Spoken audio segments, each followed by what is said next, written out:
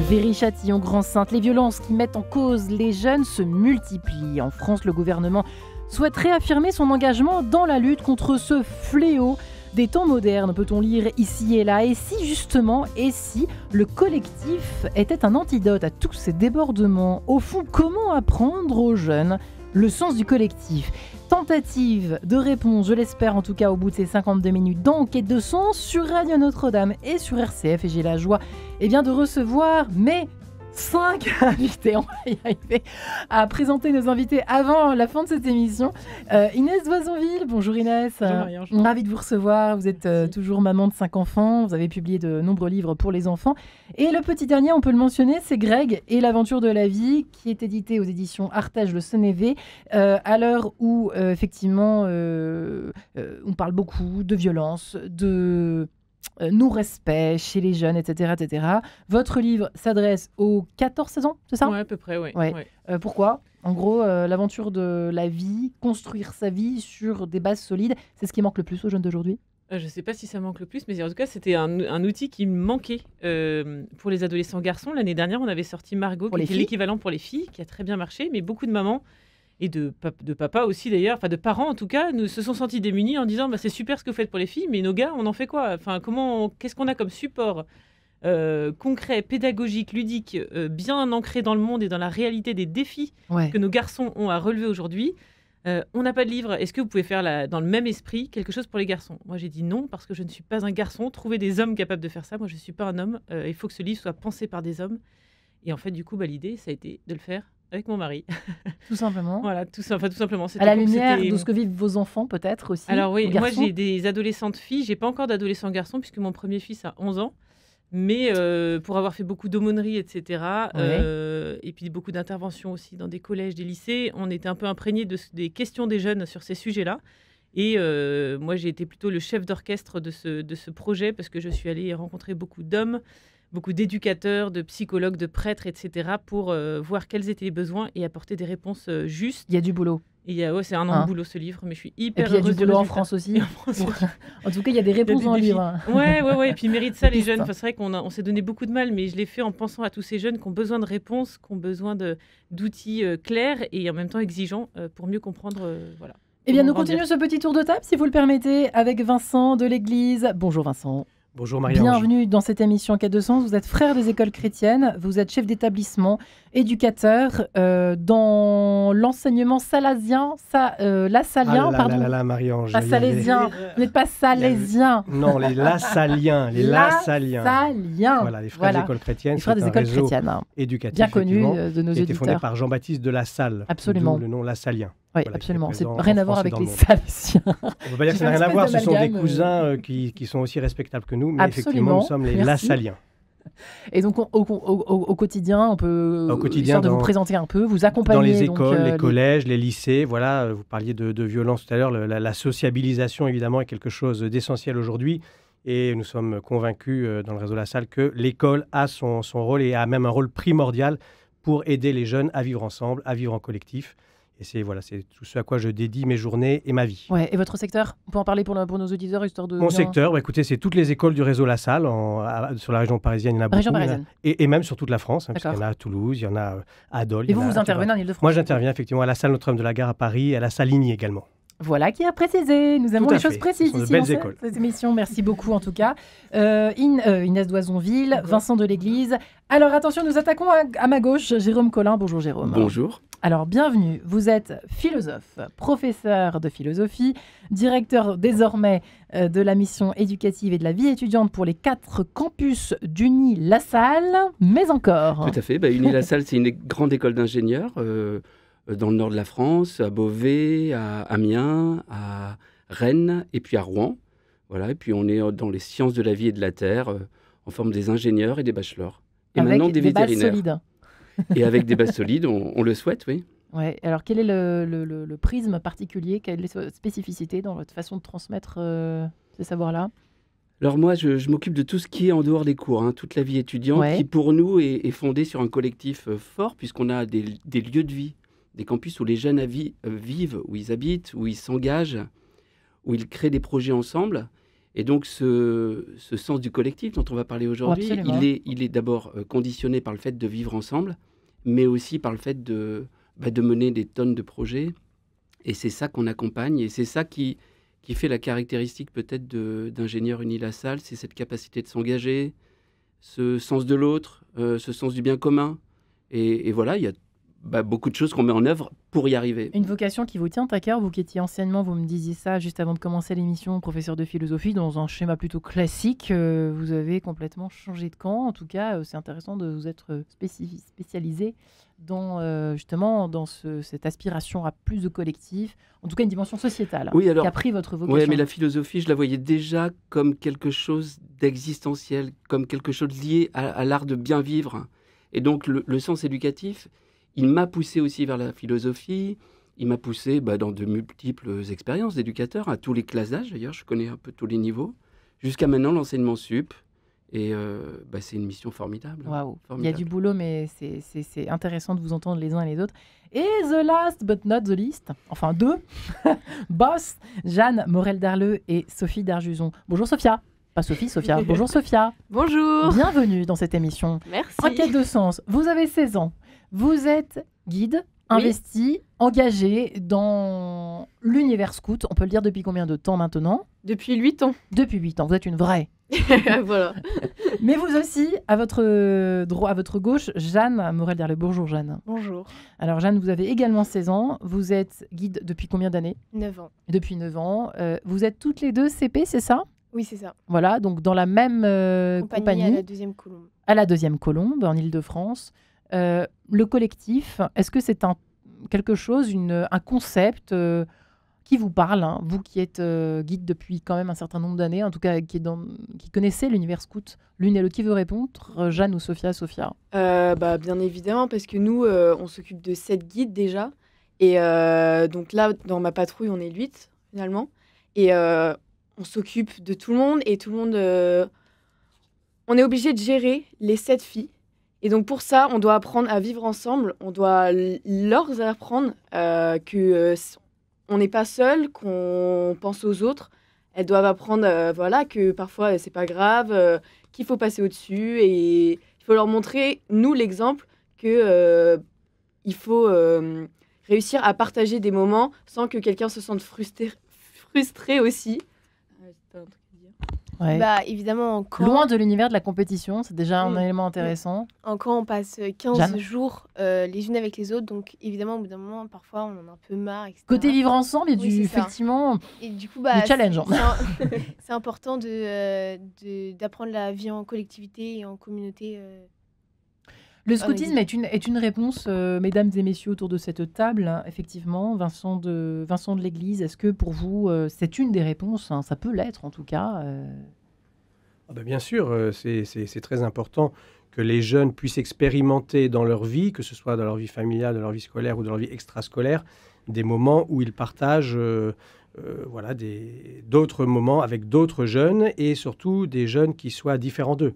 Voilà, ce qui est important dans le vivre ensemble, ce qui conditionne le bien vivre ensemble, c'est évidemment d'avoir cette occasion de vivre l'altérité et de bien la vivre.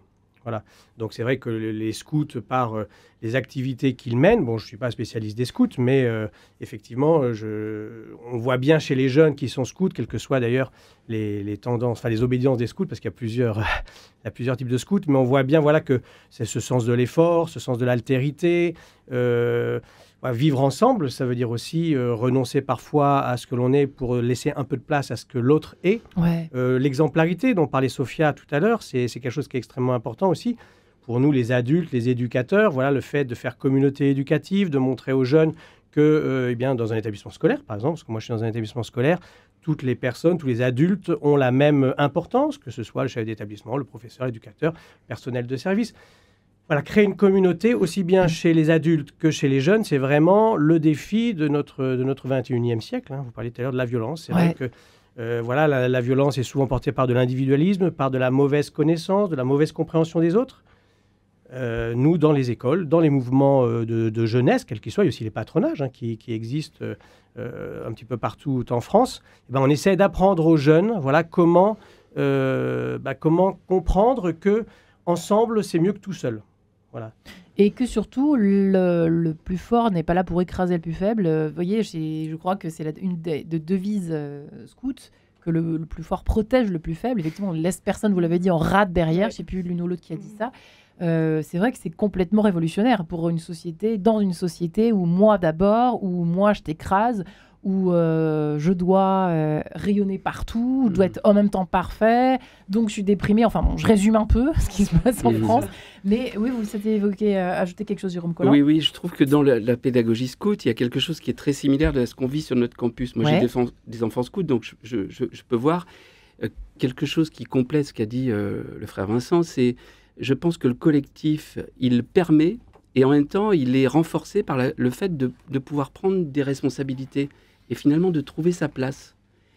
On est bien dans un collectif dans la mesure où on trouve sa place, où on révèle ses talents, où on peut se découvrir nous-mêmes, qu'est-ce qui nous habite, qu'est-ce qui est mon point fort, qu'est-ce qui pourrait aider le collectif. Et ça, trouver sa place, c'est quelque chose qui en même temps est quelque chose on a besoin pour se construire, mais qui aide le collectif à trouver son harmonie et à être efficace. Vous trouvez, vous, mesdemoiselles, que le collectif, aujourd'hui, le sens du collectif, en France, au sein de vos contemporains, est-ce que parmi vos contemporains, vous trouvez qu'il y a quelque chose qui coince, qui bloque complètement? On l'a dit depuis le Covid, souvent on le dit dans cette émission. Les uns les autres spécialistes, experts disent que c'est la catastrophe, que les jeunes sont reclus chez eux, derrière leurs écrans, qu'ils instagramisent et que la vie est instagramisée, point, c'est tout. Et que le réel, au revoir, adieu. Ça vous fait sourire, Sophia, mais est-ce que vous... Non, mais parce que moi, en tout cas, je retrouve pas ça dans mes guides, parce que justement, à chaque sortie, à chaque week-end, tout le monde a hâte en fait de se retrouver pour aller dans les bois, justement. Non, mais c'est vrai, mais sortir aller dans les bois. sortir directement de ce qu'on a l'habitude, de nos habitudes, donc chez nous, travailler, ordinateur, téléphone, etc. Et tout le monde a hâte, et même pour nous, je me souviens que quand j'étais pas CP, parce que là, maintenant, je suis obligée d'avoir mon téléphone pour question de sécurité, etc. Mais avant, ça faisait un bien quand même. On avait une gestion du stress. Enfin, ce week-end permettait de respirer. Et puis, on était tout ensemble. On pensait à rien. Juste, voilà, on était assises autour d'un feu, tout ensemble, etc. Et je retrouve pas du tout ça, en tout cas chez ma patrouille, parce que vraiment, tout le monde a hâte, en tout cas, de justement s'écarter un peu de ce qu'on vit chez nous. Voilà. Ouais, ça vous fait rire. Des étoiles dans les yeux. Alors, les gens qui nous regardent sur YouTube, des étoiles, et juste après, notre ami Lassalien. Je l'ai bien dit là. Non, mais, oui, c'est bien, juste bravo. Pourquoi elle bravo, souriait Pourquoi est-ce que vous souriez à ce moment-là? Vous aviez des étoiles dans les yeux pour le feu. C'était le feu, c'est ça, Jeanne? Non, mais je suis complètement d'accord que quand on est en week-end ou juste en activité, ça nous coupe complètement du monde. Ouais. Et ça fait vraiment du bien de se recentrer un peu sur l'essentiel. Sur l'essentiel, c'est quoi l'essentiel? Ensemble, on progresse pour améliorer son caractère, ses techniques, etc. Et aussi Dieu, qui a une place aussi importante dans le scoutisme. Ouais. Le sens du collectif, il y a un sens ou pas? Vous souhaitiez ajouter quelque chose? Je voulais réagir à ce que vous disiez, parce qu'effectivement, le sens du collectif, je dirais que c'est aux adultes de le donner.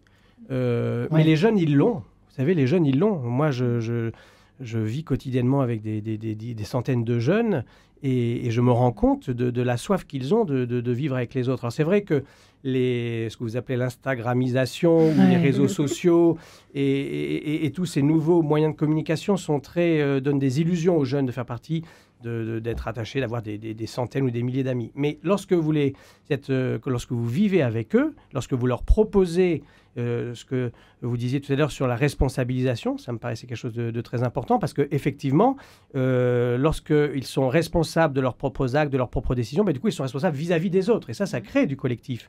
Quand on regarde dans les établissements scolaires, il y a des tas de propositions vis-à-vis des jeunes, des conseils de vie des élèves, que ce soit au collège, au lycée ou dans le supérieur. Il y a des BDE, par exemple. Il y a beaucoup de jeunes qui y participent, que ce soit de la médiation entre jeunes. De plus en plus, on parle souvent du harcèlement, mais on oublie aussi de parler qu'il y a des jeunes qui s'investissent pour être médiateurs entre pairs, PAIRS.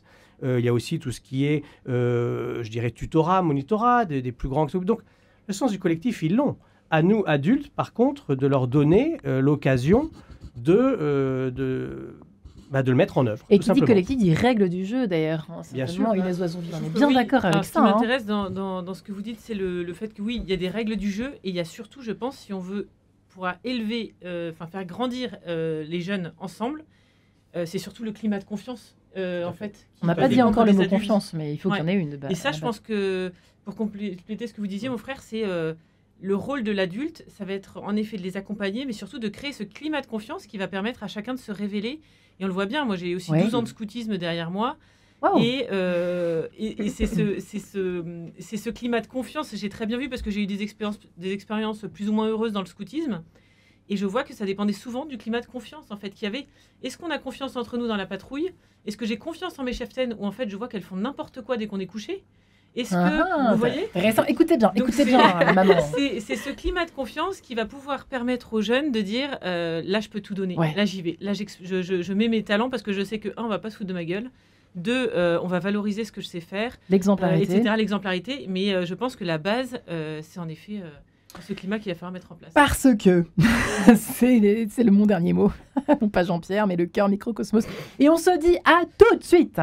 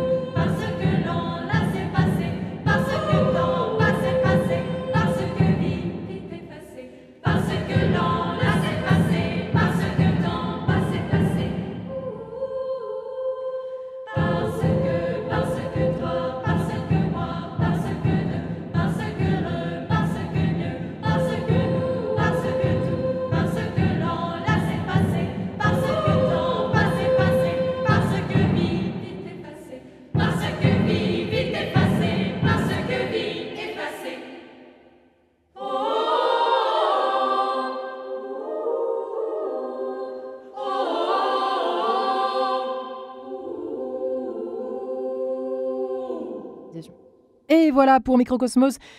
Parce que collectif aujourd'hui. Comment apprendre aux jeunes le sens du collectif ? Qu'est-ce que ça peut surtout apporter à notre société, justement, qui se sent dévalorisée, qui se sent victime d'injustice, comme l'évoquait à l'instant frère Vincent de l'Église. Dans cette émission Quête de sens sur Radio Notre-Dame IRCF, on est là pour chercher, explorer, tenter de répondre à cette question comment retrouver ce sens du collectif qui manque tant. Inès Doisonville est avec nous. Greg et l'aventure de la vie, c'est son dernier ouvrage qui s'adresse aux 14 saisons garçons chez l'Artege Le Sénévé. Jeanne Moret-Darleux est avec nous. Elle qui est guide, qui a 16 ans, elle est en première, elle est guide à Bois-Colombes, dans le 92. Oui, voilà. Sophia Darjuson est également là, qui a 16 ans, qui dirige elle aussi une patrouille et qui est dans la même compagnie. Vincent de l'Église, donc frère des écoles chrétiennes Lassalien. Lienne, ce sera mieux, et Jérôme Collin, directeur de la mission éducative et de la vie étudiante pour les 4 campus d'Uni-la-Salle, qui s'occupe plutôt des ingénieurs, qui est philosophe de formation, même anciennement professeur de philosophie. Effectivement, on a besoin d'un anthropologue et d'un philosophe à cette table pour réfléchir à justement le pourquoi, à quoi peut servir aujourd'hui le collectif et pourquoi on en manque tellement, comment est-ce qu'on en est arrivé là. On a un petit peu répondu à la question. Jeanne et Sophia, effectivement, vous qui êtes ici avec nous aujourd'hui, on a la chance de vous avoir. Je ne sais pas d'où vous venez. Enfin voilà, est-ce que vous sentez que à l'école déjà naturellement, c'est intéressant l'histoire de naturel, la soif naturelle du collectif, du sens du collectif. Est-ce que ça vous a été transmis déjà sur les bancs de l'école ou est-ce que le scoutisme vous a appris quelque chose de ce côté-là?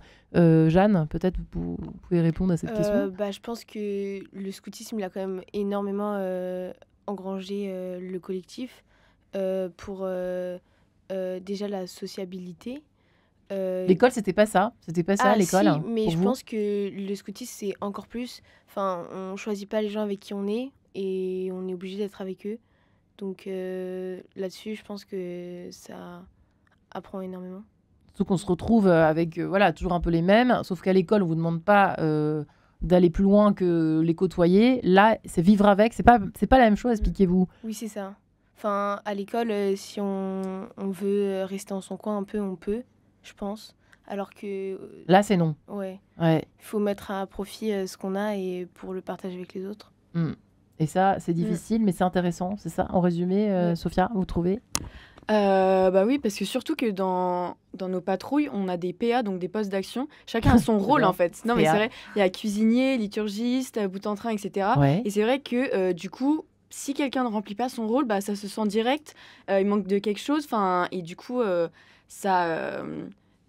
Vous êtes tous complémentaires, en fait. Exactement, vous créez une sorte de petite cellule où chacun, comme une petite ruche, où chacune a son rôle. C'est vrai, et en plus, au niveau du camp, du coup, par exemple, la pionnière, c'est elle qui va faire les plans et tout pour la tente. Donc c'est vrai que si chacun se met pas bien dans son rôle, chacun ne porte pas ses responsabilités, c'est vrai que on va avoir un problème et ça veut dire que nous, derrière les CP, on va devoir pousser derrière, etc. Et là, le but, c'est que chacun, à la fin de l'année, incarne son rôle. Vous avoir joué la police, quoi.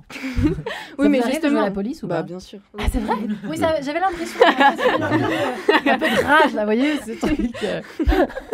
L'une et l'autre, c'est pas toujours simple, hein. C'est pas toujours facile. Surtout, par exemple, en camp ou même en week-end. Et c'est vrai que en patrouille, un peu moins, c'est vrai, parce qu'on est 7, tout le monde est entre nous, mais quand on est en compagnie, donc là, on se retrouve avec les 4 patrouilles. Tout le monde retrouve ses copines, des autres, et même nous, parfois, on fait des... Voilà, on bande à part, un peu comme ça. mais si nous, on montre plus l'exemple, elles suivront plus. Ouais, c'est un peu ce que disait Inès tout à l'heure. Hein. C'est hyper essentiel, l'exemplarité. Et donc la confiance. Dans toute éducation, en fait. L'exemplarité, on la retrouve quand on est parent, dans la famille, on la retrouve à l'école aussi. Un professeur qui n'est pas exemplaire, forcément, ses élèves auront plus de mal à le suivre. Évidemment, dans le scoutisme, l'exemplarité, je pense que c'est ce qui va aussi... ça fait partie des colonnes vertébrales du tuteur, en tout cas, qui vont aider le jeune à bien se construire. Vincent de l'Église, c'est... comment vous vous y prenez avec des jeunes qui ne sont pas toujours... on voit cette société dans laquelle nous sommes. Comment on s'y prend quand on est éducateur aujourd'hui en 2024 ? On s'y prend en disant aux jeunes qu'ils peuvent compter sur nous. Première chose, c'est ça ? Première chose. Ils peuvent compter sur nous parce qu'ils comptent pour nous. Je crois que ça, c'est quelque chose d'important à leur dire. Qu'est-ce qui fait que le jeune se trouve en difficulté dans la relation avec les autres ? C'est qu'il ne se sent pas reconnu, il ne se sent pas aimé, il a besoin d'exister. Tout ça, ça recoupe tout ce qu'on vient de dire. On a parlé de confiance, on a parlé d'exemplarité, on pourrait parler même de fraternité, dans un certain sens, au sens chrétien, c'est la fraternité. Donc voilà, que le jeune se sente reconnu, se sente aimé, et sente qu'il a des adultes qui sont là, non pas face à lui, mais à ses côtés. Voilà, les jeunes sont sensibles à ça lorsqu'ils ont confiance, lorsqu'ils sentent qu'il n'y a pas d'injustice. Et les jeunes, ils sont très sensibles à l'injustice. Ce que vous me disiez tout à l'heure. Ils sont très sensibles à l'injustice et je crois que notre rôle à nous, éducateurs, c'est justement de les éduquer à une certaine justice sociale, à la notion du service. À apprendre la souplesse aussi. Apprendre la souplesse. Le monde n'est pas juste. Forcément, le monde n'est pas juste. On est aussi là pour leur transmettre un certain sentiment d'espérance et de leur dire qu'on peut contribuer à sa justice, chacun à sa place. Voilà que beaucoup, ce qu'on dit parfois, beaucoup de petites personnes dans de petits lieux, en faisant de petites actions, peuvent changer le monde. Donc effectivement, nous sommes là aussi pour donner un message d'espérance aux jeunes, leur montrer que le monde peut être juste et qu'en tout cas, chacun d'entre eux, comme chacun d'entre nous, on peut le rendre plus juste. La cause de ces violences, vous diriez que c'est la désespérance en numéro 1 ou pas ? Est-ce qu'on peut le dire ? Je dirais que c'est difficile de parler de la cause de la désespérance des jeunes. Elle peut être il y a tant de facteurs qui peuvent y contribuer. Je dirais que c'est certainement une perte de repères. Les jeunes, c'est ce que vous disiez à l'instant, madame, c'est que quand effectivement on leur donne des repères, quels qu'ils soient, ils vont se sentir sécurisés. Lorsqu'ils n'ont pas de repères, ils sont dans une grande insécurité. D'où le fait effectivement que lorsqu'on n'a pas de repères, lorsqu'on ne sait pas les limites, on est complètement désespéré dans le sens où on ne sait plus quel est l'horizon, quelle est la direction qu'il faut suivre. Donc moi, je pense que notre rôle d'éducateur, d'adulte, c'est la même chose évidemment, les premiers éducateurs des enfants, ce sont les parents, la première chose, c'est de leur fixer des repères, de leur fixer des limites et de leur montrer que ces repères, ces limites sont faits pour eux et qu'en les respectant, ils vont être heureux, ils vont s'épanouir, ils vont grandir. Voilà, moi, j'espère que nos amis des scouts se retrouvent dans ce que je dis, parce qu'effectivement, l'idée des adultes, c'est pas de brimer les jeunes, c'est de leur ouvrir des tas d'espaces de liberté à travers les repères d'adultes que nous avons. Je leur dis souvent à mes élèves, je ne suis pas meilleur que vous. Ce n'est pas parce que je suis directeur ou adulte, tout simplement, que je suis meilleur que vous. J'ai simplement un peu plus d'expérience que vous. Voilà, et malheureusement, ça se voit sur mon visage. Profitez de cette expérience. Oui, heureusement. Je leur dis, voilà, profitez juste de cette expérience. Et puis ça va vous permettre de grandir, de faire votre propre vie, de faire vos propres choix dans une énorme liberté. Les jeunes, ils ont besoin de se sentir libres et en même temps, ils ont besoin de se sentir sécurisés grâce aux repères que les adultes, on doit leur donner. En fait, notamment ce que vous faites, et le scoutisme peut être une réponse à peut-être des lacunes côté, alors sans pointer du doigt à chaque fois les parents, qui nous écoutent peut-être aujourd'hui, qui sont désemparés, qui ne savent pas comment faire. C'est vrai que c'est dur. Moi, maintenant qui suis jeune parent, c'est vrai que ce n'est pas simple. Sachant qu'il n'a que 2 ans et demi, pas encore 14, donc tout va bien. En revanche, c'est vrai, mesdemoiselles, vous qui êtes ici, on peut en parler, mais c'est magnifique. Effectivement, le scoutisme a plus sa place que jamais aujourd'hui dans ce monde individualisant, où effectivement, les jeunes n'ont plus de repères, comme l'ont dit nos amis. Ça en donne ou pas des repères? Ça en donne vraiment des repères, le scoutisme, pour vous? Ça vous en a donné? Et vous trouvez qu'en général, ça en donne des personnes qui n'en ont pas forcément à la maison, en gros? Est-ce que ça peut compenser? Oui, parce que déjà, on a des figures un peu clés, comme Baden-Powell, je pense directement. Et c'est vraiment des exemples aussi, nos anciennes CP. Moi, je me souviens que quand je suis arrivée, c'était vraiment... j'étais abasourdie, un exemple. J'ai trouvé que tout était parfait. Enfin, pas parfait, mais c'était vraiment une source d'exemple pour moi, mon ancienne CP. Donc, ça donne, des repères vers où aller et surtout comment le faire, je pense. Ouais. Et Julia, Sophia aussi. Ah, mais moi, mon ancienne CP, c'était... Oh là là, c'était quelque chose. Votre héroïne. Et vraiment, mais quand j'étais petite, je la voyais comme ça. Et j'espère que mes petites à moi aussi, les nouvelles en tout cas, voient maintenant les guides par rapport aux louvettes comme ça, quelque chose d'incroyable. Mais je pense que oui, les repères, forcément déjà entre nous, se sentir dans un groupe, bien dans sa peau, dans un groupe où on a notre propre rôle, où on compte. Et je rebondis aussi sur le fait de montrer de la reconnaissance, ce que vous avez dit. Je trouve ça hyper important. Moi, je sais que je répète souvent quand mes guides, elles font quelque chose de bien, je leur dis à la fin, parce qu'on a du coup... on a ce qui s'appelle des CDP, c'est des conseils de patrouille à la fin du week-end. On dit ce qui a été bien, ce qui a été pas bien. Et je trouve ça hyper important de féliciter ce qui a été bien fait. Bon, corriger les erreurs aussi, on se dit qu'on va faire mieux la prochaine fois, mais leur dire que je suis fière d'elles, si elles préparent leur progression en avance, si elles s'investissent, si elles par exemple, j'ai une guide là, qui, cette année, elle est arrivée et je pensais... Enfin, elle n'est pas arrivée, mais elle a changé de patrouille, elle est venue dans la mienne. Et c'était un peu la faux folle, etc. Donc, je me suis dit, bon, elle va être rigolote, mais il va falloir un peu la recadrer, etc. Exactement. Mais cette année, elle m'a abasourdie. Et je suis hyper fière d'elle. Et je lui dis à chaque fois, elle est hyper investie. Qu'est-ce qu'elle a fait? Elle est devenue plus discrète, mais... pas plus discrète, mais... c'est un exemple, je pense, pour les autres. Elle sait de changement. Exactement. Elle sait... être à sa place au bon moment, elle sait quand il faut rigoler, elle sait aussi quand il faut être sérieux, etc. Et moi, ça me fait toujours plaisir de pouvoir dire à mes guides, je suis fière de vous, c'est super, etc. Et je pense que dans un autre sens, nous aussi, ça nous fait plaisir quand des parents ils viennent nous voir et qui nous disent merci. Enfin, moi, ça m'est déjà arrivé qu'une mère, on sort à côté de la messe, et elle me dit merci. Je la regarde, je fais merci. Pourquoi? Elle fait merci d'être là pour ma fille, de ce que tu fais pour la patrouille, etc. Oui, c'est hyper touchant. Et même les messages qu'on reçoit en privé après un long week-end ou un week-end où on dit ma fille est rentrée hyper heureuse. Pour nous, on se dit ok, alors ce que j'ai fait, c'est bien. Le job. Exactement. Ouais. Après l'internat, le gouvernement va peut-être conseiller tout simplement le scoutisme. Ça ne nous étonnerait pas, mais ce serait une bonne nouvelle. Jérôme Collin, on peut toujours rêver, n'est-ce pas ? Ou des écoles qui ont un vrai projet éducatif, qui considèrent qu'ils ne sont pas simplement là pour transmettre un savoir ou des savoirs techniques ou des savoir-être très professionnels, mais qui sont là pour essayer de mettre en place les moyens pour qu'un jeune réussisse sa vie. Dès le début de l'école de Jean-Baptiste de La Salle, c'était ça.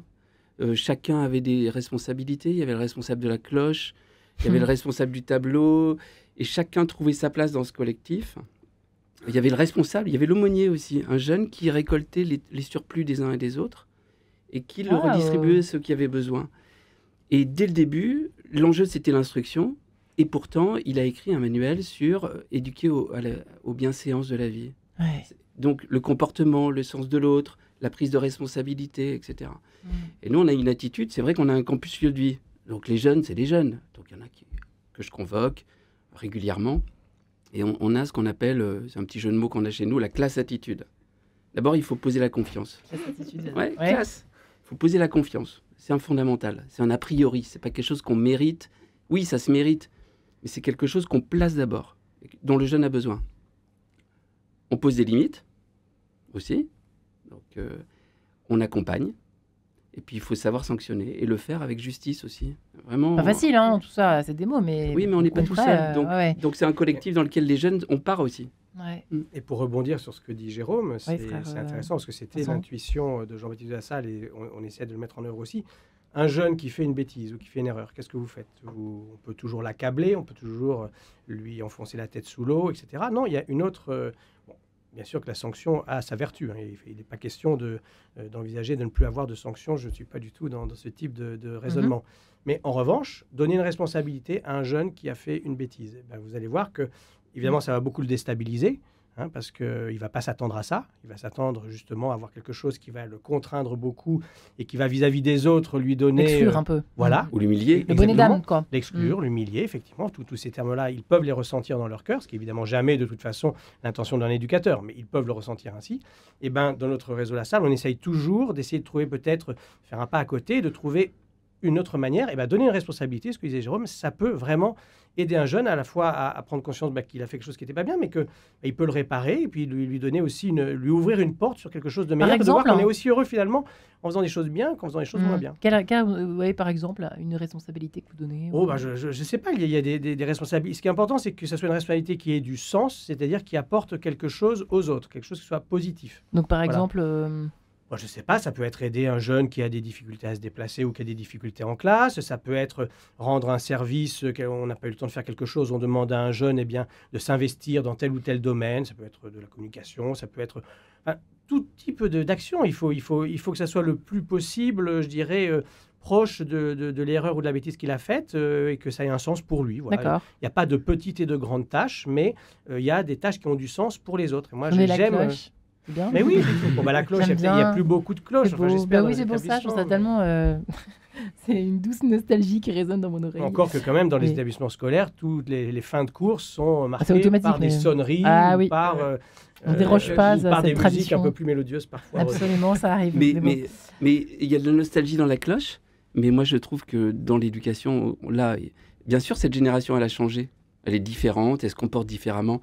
Mais les fondamentaux de l'éducation, ils sont toujours là. C'est-à-dire que la patte humaine est la même, en fait. Oui, trouver les voies pour être heureux, être accepté tel qu'on est, réussir sa vie, avoir de la reconnaissance vis-à-vis des autres.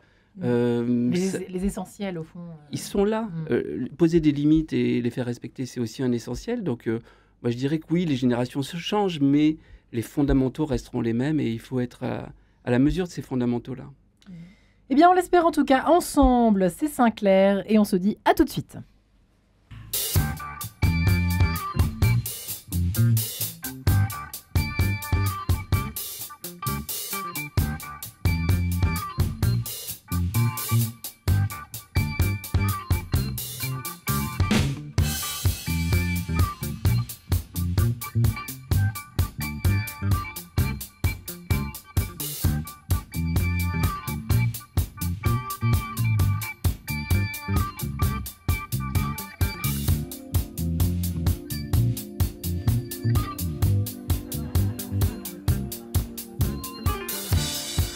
son pain, chacun fait son beurre. On ne partage rien, à part sa mauvaise humeur. Mais il faudra bien oublier nos peurs. Si l'on veut un monde meilleur, il faut s'y mettre à plusieurs. Chacun pour soi, ça va de soi. Chacun ses bons plans, évidemment. Il faudrait faire un petit effort pour que les choses s'améliorent. Si l'on veut que la terre tremble, il faut qu'on s'y mette ensemble. Ensemble. Un plus un plus un plus toi et moi. Ensemble. Ensemble. Un plus un plus tout le monde. L'argent fait vivre, mais ne fait pas le bonheur.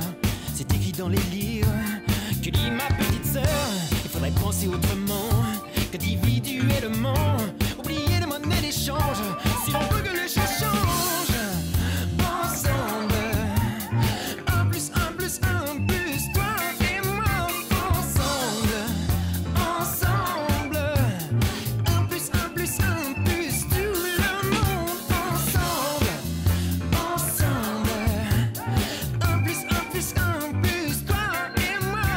Ensemble. Ensemble. Plus tout le monde. C'est beau à voir quand les gens se marrent. Ça donne envie d'écouter, de se mettre à leur côté. Les autres ne sont qu'un miroir où il faut savoir se voir. Apprenons à regarder, ensemble sans tarder. Ensemble. Oh yeah, yeah, yeah. Ensemble. Ensemble. Un plus tout le monde.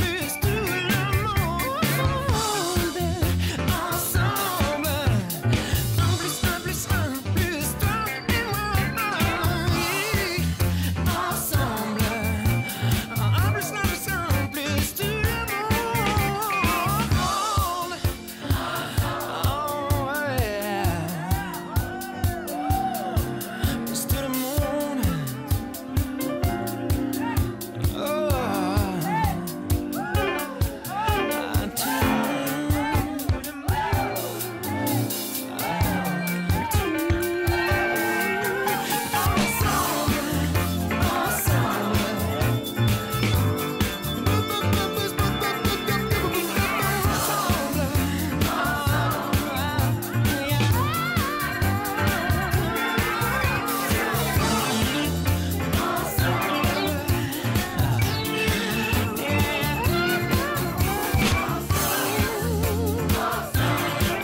Toi et moi.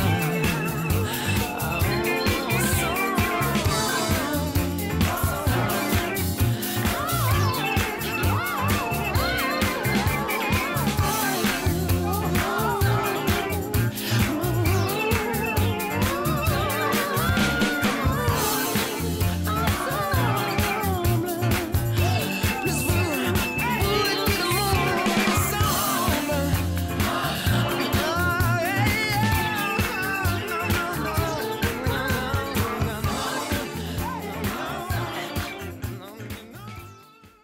En effet, nous parlons du collectif aujourd'hui sur Radio Notre-Dame et RCF. Et si le collectif était, là j'allais dire, l'un des antidotes les plus probants à la violence, mais comment apprendre surtout aux jeunes le sens du collectif? Voilà une émission que peut-être devrait ou peut-être pourrait écouter certains membres de notre gouvernement pour leur donner des idées. Par exemple, une invitation à inscrire leurs enfants dans le réseau, les enfants un peu qui ont des difficultés à s'intégrer, qui ont des difficultés avec la violence justement, à intégrer le réseau lassalien ou bien le scoutisme. Ou bien il y en a des solutions. Ou tant d'autres.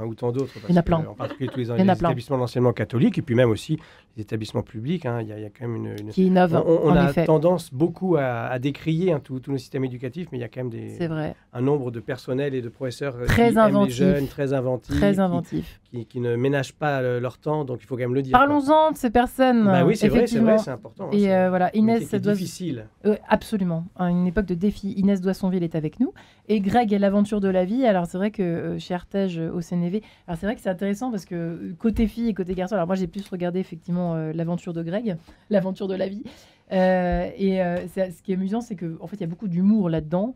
et vivent l'humour, quoi. Dans le scoutisme, c'est vrai que moi, je me souvenais qu'on rigolait beaucoup. On apprend à prendre du recul sur ce qu'on est.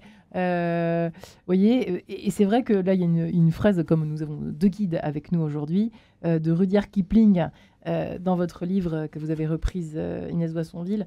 Si tu peux être dur sans jamais être en rage, si tu peux être brave, jamais imprudent, si tu sais être bon, si tu sais être sage, tu seras un homme, mon fils. C'est vrai que c'est des fondamentaux, mais en même temps, ça fait du bien d'entendre des choses qui sont ce qu'on est au fond de nous, c'est-à-dire qu'on n'est pas noir-blanc, on n'est pas manichéen, quoi, on n'est pas bon, méchant. Voilà, et de bien utiliser ses forces et faiblesses pour le bien de la société, pour le bien du collectif, et sans vouloir effectivement forcément avoir l'avis de l'autre, l'avis rêvé que l'on croit voir en plus sur les réseaux sociaux, mais déjà être quelqu'un, juste, tu seras un homme, mon fils, tu seras une femme, tout simplement. Mais c'est vrai que c'est aussi pour ça que vous avez écrit tout ça, cet ouvrage, ces 2 ouvrages, Inès Boissonville, finalement, c'est une réponse à des choses toutes simples. On n'a plus de bon sens aussi, c'est ça? Oui, parce qu'après, on n'a pas... On n'a rien inventé. Vous n'avez rien inventé là-dedans, mais c'est vrai. On a retranscrit de manière légère, mais exigeante aussi, ce qu'on avait compris et ce qui nous semblait être vrai. Mais après, c'est pas le livre de Thibaut et moi. C'est vraiment, je vous dis, c'est un collectif, en fait. C'est un travail collectif où on allait glaner des informations, faire plein de rencontres pour faire ce livre. Et je voudrais revenir sur l'exigence aussi, parce que je me suis rendu compte que l'exigence va faire grandir le jeune. Parfois, on a peur, on se dit, si je suis trop exigeante avec lui, je vais le perdre, il va lâcher. Et en fait, c'est l'inverse qui se produit. Et c'est pour ça aussi, je pense, alors je ne sais pas si c'est vraiment un amalgame, mais c'est pour ça que l'islam attire autant, c'est parce qu'il y a une règle carrée. C'est exigeant et ça attire. Alors, je ne suis pas en train de dire qu'il faut être aussi exigeant que l'islam, mais c'est intéressant de voir ce trait, en fait. Que une règle exigeante bien expliquée va rassurer, exactement. Ça va cadrer le jeune, ça va lui donner un cadre rassurant. Et l'idée de ces livres-là, et comme c'est l'idée de l'Église et c'est l'idée des éducateurs, c'est d'expliquer, donc là dans ce cadre de ce livre, Greg, c'est d'expliquer ce que l'Église nous propose de vivre, pas en disant il faut faire ça parce que c'est comme ça et que c'est que comme ça que tu iras au ciel, c'est de dire si l'Église te propose ça, c'est parce qu'elle veut ton bonheur et voilà pourquoi elle te propose ça. Voilà. Après, tu fais ce que tu veux. Au niveau des chapitres, on peut s'amuser pour les auditeurs à leur donner quelques idées de cadeaux, pourquoi pas, à leurs ados de 14 à 16 ans. Lance-toi dans la vie, un corps qui change, l'amitié, tous les domaines de la vie. Les domaines de la vie, l'amitié, se construire, mais pas tout seul, les filles Kezako, et oui, bien sûr, le chapitre consacré à l'amour, mais c'est quoi aimer alors? Libre et responsable, et Dieu dans tout ça. Voilà, pour résumer un petit peu ce qu'il dit dans ce livre. Merci beaucoup, en tout cas, Inès. Jeanne, Sophie, vous êtes toujours avec nous. Vous qui êtes... J'ai du mal avec Sophia. Non, on n'a qu'à l'appeler Sophie, sinon. La sagesse, c'est pour ça? Oui. Vous êtes devenue sage. Ou pas? Écoutez, raisonnable et responsable, mais pas trop. Vincent de l'Église est avec nous, frère des écoles chrétiennes La Salienne. Jérôme Collin, professeur de philosophie, directeur de la mission éducative et de la vie étudiante pour les 4 campus d'Uni-la-Salle. Effectivement, la responsabilité demande d'être exigeant avec les jeunes et c'est vrai que d'avoir une responsabilité, quelle qu'elle soit, comme si je l'ai bien compris, nous l'apprend Saint Jean-Baptiste de la Salle, Jérôme Collin, c'est répondre aussi à une forme d'injustice. Vous parliez d'injustice tout à l'heure, ça vous parlait quand j'ai parlé d'injustice ou quand notre frère Vincent de l'Église évoquait justement ce sentiment très fort aujourd'hui, vécu par les jeunes, ressenti par les jeunes d'être... victimes d'injustice. Oui, enfin la justice, ils ont un sens de la justice très aigu et on peut rien faire avec eux si on garantit pas une justice. Alors bien sûr, on n'est pas parfait, mais essayer de trouver l'équilibre pour que tout ce qu'on dit, tout ce qu'on fait, les règles qu'on rappelle, les sanctions qu'on prend, ce qu'on autorise, qu'on n'autorise pas, pourquoi on fixe la limite sur les soirées. Moi, je m'occupe des soirées à 1h, à 3h, et pourquoi on n'en met pas une de plus à 3h ou pas. Et donc, notre autorité doit être juste parce qu'ils en ont besoin et que c'est le fondement pour que, ils soient sécures et deuxièmement, pour qu'ils vous respectent. Ils aiment l'exigence, les jeunes. Regardez dans toute notre histoire, les uns les autres. Ils taquinent les limites. Oui, ils aiment bien, mais ils en ont besoin aussi. Enfin, certains, rappelle le cadre. D'autres moins. Et puis aussi parce que quand on est exigeant avec eux, ça veut dire qu'on croit en eux. Voilà, ça veut dire que aussi on ne les réduit pas au plus petit dénominateur commun. Le fait d'être exigeant avec eux, ça veut dire de leur faire comprendre que on pense qu'ils en sont capables, parce qu'un véritable éducateur ne demande pas à un jeune quelque chose dont il n'est pas capable, sans quoi là, ça n'a pas de sens. Donc effectivement, l'exigence, c'est aussi de montrer aux jeunes qu'on le tire vers le haut. Ensuite, il ne faut pas confondre l'exigence avec la pression. Il y a aussi beaucoup de jeunes qui aujourd'hui ont une pression folle à bien des égards. Et donc, voilà, une exigence bienveillante. L'exigence, c'est fondamental, mais rappelez-vous, nous tous, les professeurs qui étaient les plus exigeants, je ne vais pas dire durs, parce que ceux-là ne nous ont pas marqués forcément, mais les plus exigeants, qu'on a trouvé même pénibles parce qu'ils nous donnaient du travail, ils étaient derrière nous, ils étaient vraiment... on les respecte beaucoup. Et ceux qui étaient plutôt, copains, finalement, ils n'ont pas gagné, ils n'ont pas gagné notre respect. Et les jeunes sont comme ça, donc ils ont besoin d'exigence. Même s'ils ne se rendent pas compte de prime abord, enfin tout de suite. Mais Inès, en tout cas, voilà, ça vous parle, mesdemoiselles, vous qui avez 16 ans pour le coup. Votre rapport justement à l'exigence, alors de la part de vos cheftaines certainement, mais aussi, est-ce que ça a changé depuis que vous êtes guides toutes les deux? Votre rapport à l'autorité, votre rapport... Évidemment, déjà, obéir sans réplique, c'est ce qu'on nous demande dans la loi. Mais moi, l'exigence, là, ça me faisait penser à notre nouveau défi un peu, c'est Semper Fidelis. Ouais. On n'en a même pas parlé, pardonnez-moi. On n'en a même pas encore parlé. Non, mais où ai-je la tête aujourd'hui? On est en fin de semaine. Et dans cette Semper Fidelis, c'est une progression en plus pour les guides qui pensent qu'elles ont atteint un peu la fin. Enfin, pas la fin, mais voilà. Ouais, le bout du chemin. Ouais, et c'est proposé du coup au niveau national. Et dans Semper Fidelis, on nous demande une grande exigence. Enfin, donc c'est pas un concours. Non, mais c'est un... Comment peut-on dire C'est juste une progression personnelle. Une progression personnelle, voilà qui est dit. Et donc, on n'est pas obligé de passer par là, mais quand on arrive au bout du voilà, quand du on pense qu'on a atteint le maximum de sa progression, il nous est proposé Semper Fidelis. Et Semper Fidelis, c'est un défi vraiment Enfin, c'est un défi contre soi-même, quoi, parce que c'est assez dur, c'est exigeant, il faut rendre un rapport, Voilà, et du coup, ça nous apprend aussi à dépasser nos limites. Ici, aujourd'hui, on ne serait pas là s'il n'y avait pas Semper Fidelis. Je vous applaudis, mesdemoiselles. Bravo. C'est bon, je valide. Semper Fidelis. D'accord. Et donc, c'est dans plein de domaines. Non, parce que juste préciser, c'est intéressant de savoir en quoi ça consiste. Donc, dans la communication, ça, voilà. Oui, c'est ça. Il y a le sens de Dieu. Donc là, on nous demande de faire une retraite seule pendant 3 jours.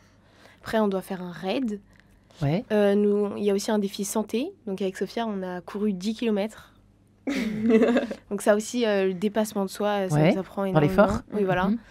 Et c'est quoi le dernier? Le sens du service. Donc on s'est toutes les deux aussi inscrites dans l'association Il y a de la joie.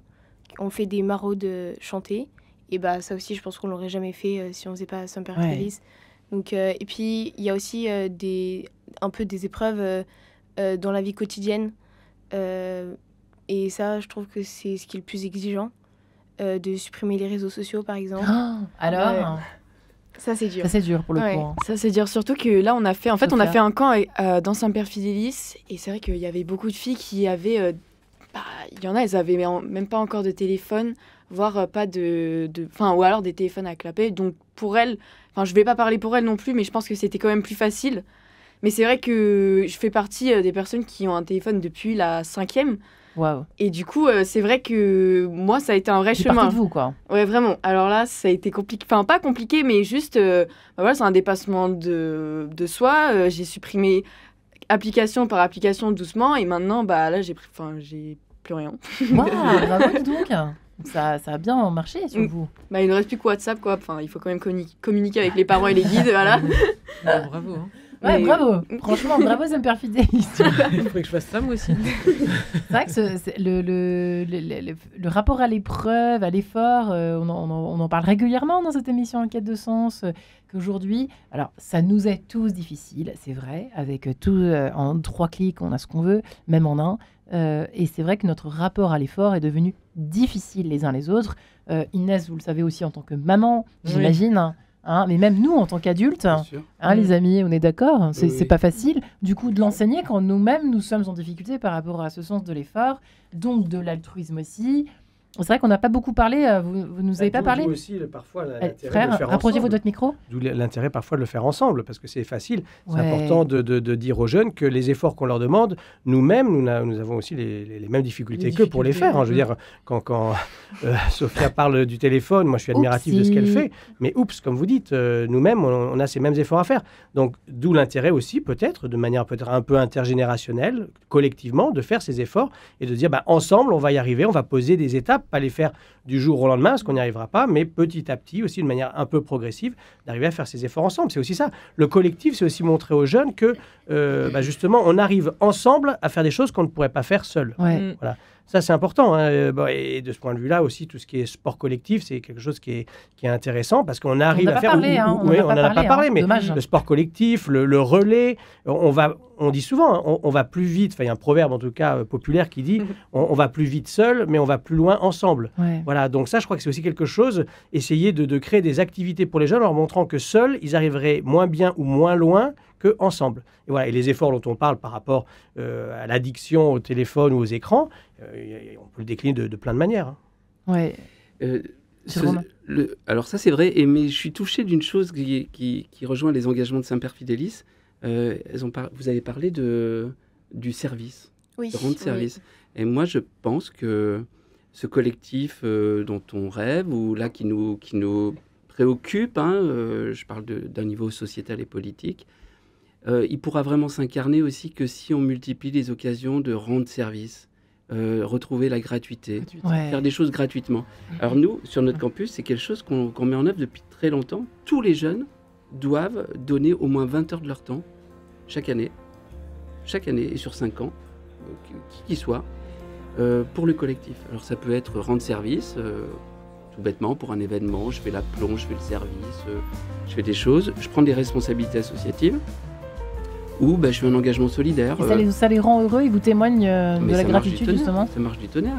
Tellement c'est une habitude qu'il y a besoin de le rappeler, bien sûr. Ouais. Il y en a quelques-uns qui ont des tiges à la fin de l'année, mais c'est quoi? C'est 5%. Ouais. Et sinon, la vie associative, par exemple, c'est hyper dense. Je parlais de responsabilisation et puis de sens du service, mais parce que c'est un projet, c'est pas quelque chose qui... on l'a voulu, et ils sont... À Beauvais, par exemple, j'ai 2384 étudiants. Il y a 50% des étudiants qui ont une fonction dans la vie associative. Magnifique. Donc ils ont tous un rôle et tout ça. Ça s'apprend au fond. Hein. Et tout ça, c'est gratuit. Il n'y a pas de crédit. Il n'y a pas de crédit. Se transmet. Eh bien voilà qui est le mot de la fin, cher ami, frère Lassalien, j'y suis arrivée. Frère Vincent de l'Église, frère des écoles chrétiennes. Merci Jérôme Collin et les campus Unilassal. Merci Sophie et Jeanne. Bravo pour votre défi. Et Inès Boissonville et Greg et l'aventure de la vie, construire sa vie sur des bases solides chez Artege de Seine-et-Vaux. Merci infiniment les amis. Bonne soirée à tous. Merci.